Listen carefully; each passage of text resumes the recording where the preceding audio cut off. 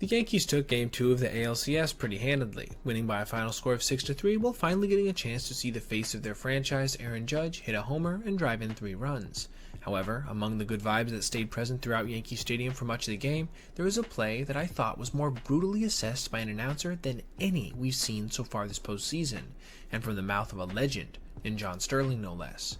With 2 outs in the bottom of the 6th inning, Gleyber Torres took a 45-foot breaking ball that was blocked by Austin Hedges. But for some reason, Anthony Rizzo at second base with his slow ass thought it would be a good idea to try to advance on the offering, and got so far off of second he ended up getting trapped in a rundown before getting tagged out at third base. Now, keep in mind, Jazz Chisholm had gotten picked off of second base earlier in that very same inning, so both this play with Rizzo and that previous play with Jazz seemingly brought Sterling to his wit's end. At which point, he said this. On the way to third, back to second, back to third, tagged out, end of inning. Boy, if that wasn't the Yankees. That's what they do, run the bases like drunks. Now, that might seem a bit harsh if you just started watching the Yankees on that day, as every team makes base running errors.